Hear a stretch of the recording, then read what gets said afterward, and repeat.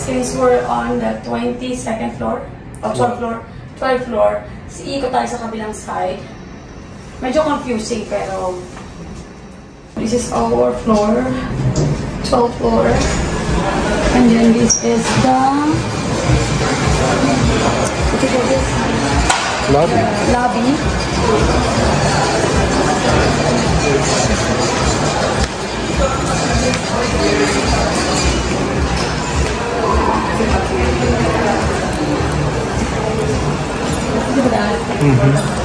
So, chula.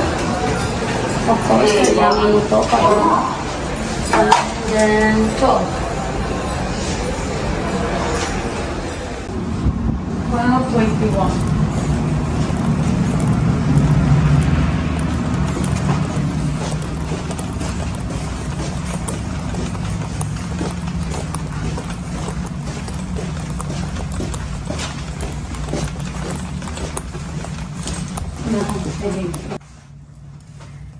Hello people, welcome back to my channel. This is your first time, please don't forget to subscribe and like my video.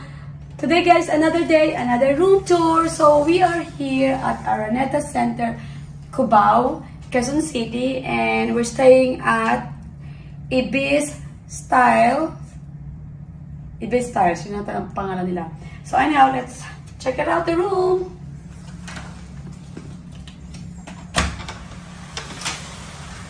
Of course, pagpasok mo, hindi mo ito para magkailaw. And then, this is it. Let's go, guys. So, first. So, guys, okay mo siya. Kasi itong room na to, parang Japanese style lang na cute lang siya. Small lang yung room. Para lang talaga sa dalawang tao. So, pagpasok mo guys, wala kang makita kung ano rito na lagarin ng whatsoever. Nothing. It's just ilang bang lang. Ayan. And then, may nakasampay. Hold on. Let me just grab some tayo. Ayan. So, natin ba nakasampay muna? Hold on. Okay. So, on this side guys, mga 4 step away from this door. So, bilang natin. 1, 2, 3, 4.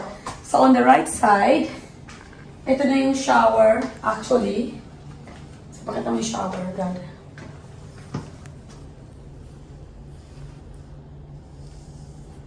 And this, on this side naman, yung toilet. Ayan. And then, meron silang dito naman yung sink nila. Pagka toothbrush or wash ka ng face, ito na. And then, that's it. It is the room. So, meron namang dalawang side table. O, isa lang pala. O, dalawa, may isang maliit yan. And then, dito, meron siyang maliit na table. Then, 2 chairs. And then, of course, you have your standard coffee and electric, ito para sa inyong kape. And then, meron din tayong refrigerator. And then, itong safety box. Yan. Actually, ako nang gamit. And meron din silang konting, what you call this? Ano ng damit? Hangiran ng damit. And then, actually, this is it. But let me just open. Cross pala yun. Okay. So, kung makita mo dito guys, ito yung background. Ito yung background. Ito yung aming, what you call this, view. So, ayun yung Novotel. So, kung hindi nyo pa napanood yung vlog ko before, dyan kami nag-stay last year sa Novotel.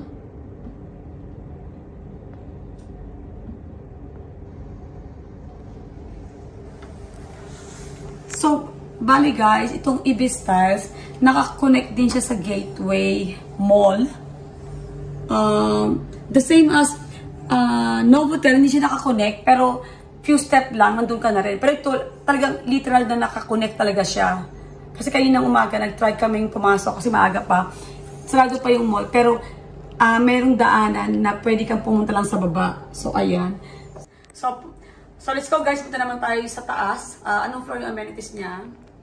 So actually dito, meron din siyang rooftop. So guys, from downstairs, kasi guys, yung pagbaba mo sa labas, pag nag-taxi ka or nag-ano ka, ang kanilang counter to check-in is nasa 4th floor. Yung 4th floor na yun, parang ka-level na siya ng mall. And then sa 4th floor din, yun din yung parang kanilang, doon yung magbe-breakfast, kukuha ka ng breakfast. So kami, hindi na ako kumuha ng breakfast kasi gusto kong mag-try sa ibang lugar mag-breakfast. So anyhow, punta tayo sa taas, check natin yung mga amenities nila. Let's go guys. 4th floor sila. So let's go guys, punta tayo sa roof. Top natin kung ano yung mga amenities nila dito.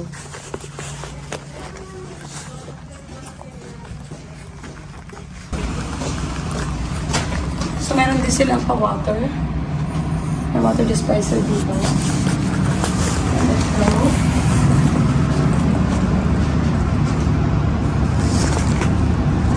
Going out. Yun yung parang pool, lounge, and edge sky view bar.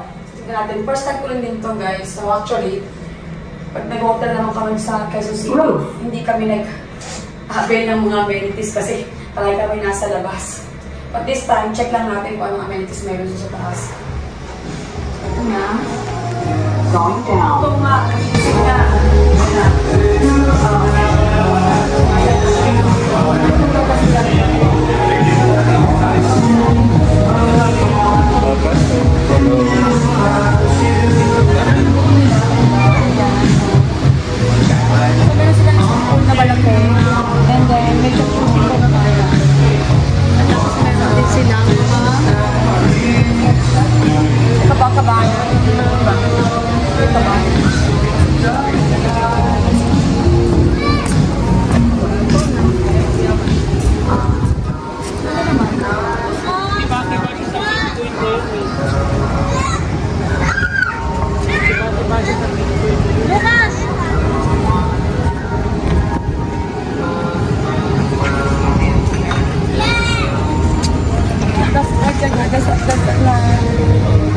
Hotel, yun naman yung kanilang swimming pool dun eh.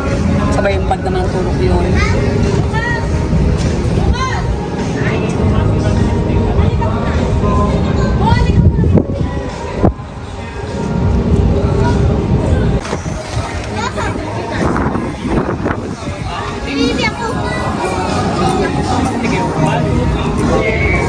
Medyo malakas yung music guys, so baka hindi ako masyado marinig.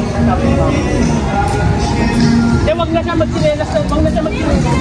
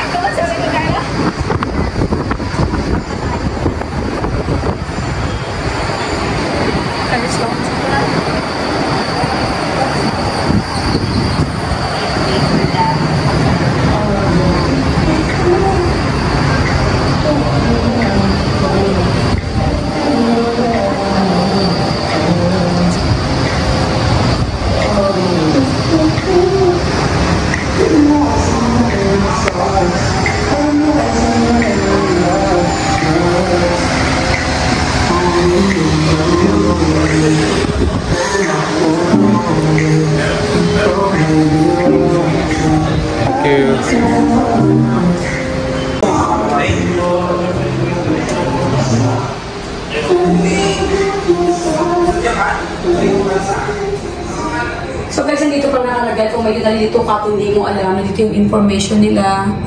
So ito yung roof deck, so meron sila ito yung pool, lounge, sky view bar, and then yung front desk nila is situated at 4th floor. And then ito naman yung 6th floor nila, ito naman yung may bistro, and then meron din yung gym. And then, kung mag-rent ka room, nasa 6th floor naman yung room. Meeting room, kung ba mag-rent ka, kasi pwede rin mag-meeting room. So, eto na, patry dito.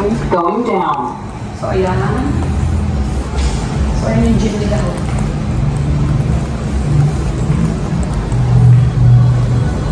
Ayan yung gym. Ayan ako yung gym. Tapos,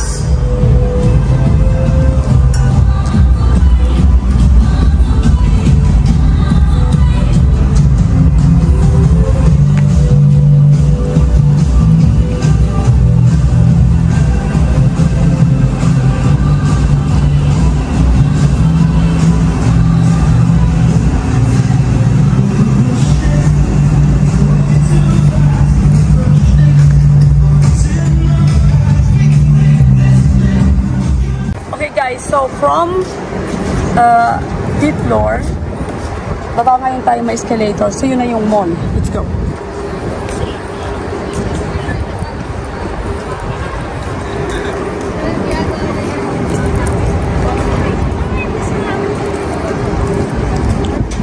Sabi tayo pa, may lovers, pwede ano pang bayan ng mga, di ba? Dito na tama. Iba't ang bayan ng mga bagets. Okay. So na ako bagets mo ba?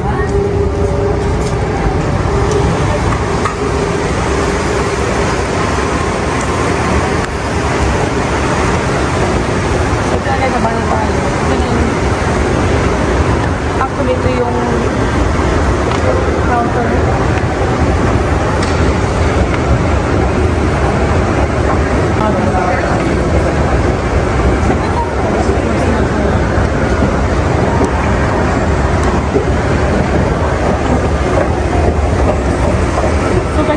Access nyo, papuntahan yung parang simple talaga sa mall. Pag the 5th floor, and then doon yung chopper, and then sa baba, ito yung lobby ng hotel.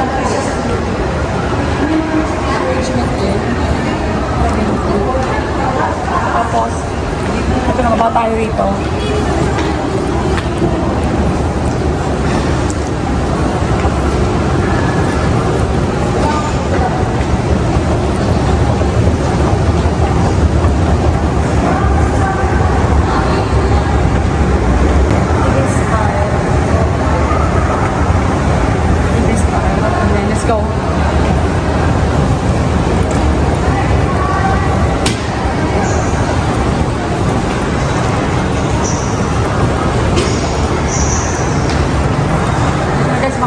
Restaurant, and then a salon.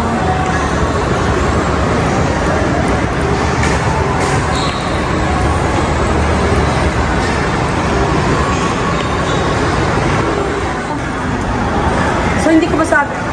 So guys, hindi ko masabi pero dito ang dami ring store by Lacoste. Tapos nakakunat rin sa Rustans, marami din kainan. Katulad dito may Gloria Maris dito, then merong salon. Hindi ko na masyadong memorize itong gateway, pero magka-connect lang sila.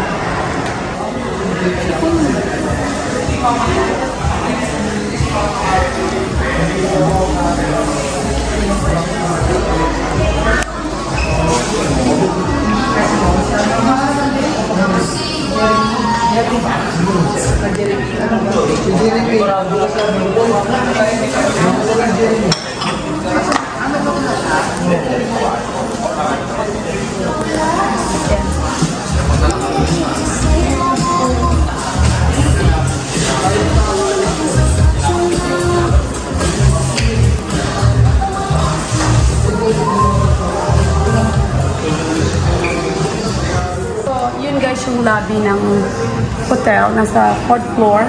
And sa lobby rin, yun may coffee shop na rin. So marami namang, maganda naman, maraming sitting area. So kung meron kang bisita, dahil small lang yung room mo, parang pwede mo sila i-meet dito. May mga table doon sa side na yung kanina. Yun, okay, let's go. So now, kaya natin pumunta sa, balik tayo sa room.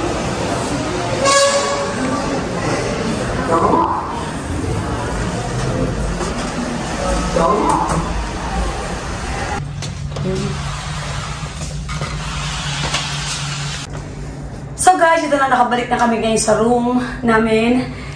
So, bali ang per night namin dito. So, we're gonna stay 3 days. This is during weekday. So, meron kami, no, we have 1 weekend, which is Saturday, right? So, bali, 3 days kami. May isang, Saturday, and then check out Sunday. Ang price nila is $38 yung isang day namin, and then the rest is $35. So, 38, the rest is $35, yun yung rate ng hotel. So, I guess depending din sa day or sa month na nandito ka. But, I think for me, is convenient. I know the room itself is very small. It's like, parang Japanese lang. Pero, dahil nga, connect siya sa mall, and then may chapel siya, may garden. Tapos, okay din naman yung lounge area nila. Tapos, meron din silang for the kids, swimming pool, and then may gym. So I think it's worth it para sa akin. Kasi kung hindi niyo pa napanood yung vlog ko dito last year, we stayed at Novotel. Although nasa Novotel ako, hindi kasi kami ng anak ko nagkaroon ng chance na bumaba kasi swimming pool nila, and then chinek yung ibang facilities. Talagang natulog lang kami. Pero those are like, yung hotel na yun, a little bit expensive. Kasi nga nasa, almost the same area naman. But it depende rin sa inyo kung anong, mas malaki yung room na yun actually. Ito is like small, compact, but everything that you need is here. May bathroom ka, may shower ka, and then okay naman yung location. So, yun lang. I hope you like our room tour, and thank you so much guys for watching, and see you on my next vlog. Coming up, ang vlog ko is gonna be Japan, Appa Hotel in Ueno. So check it out. Well, next month pa yun mapapalabas. So, anyhow, thank you so much, and God bless you all, and see you on my next vlog. Bye guys!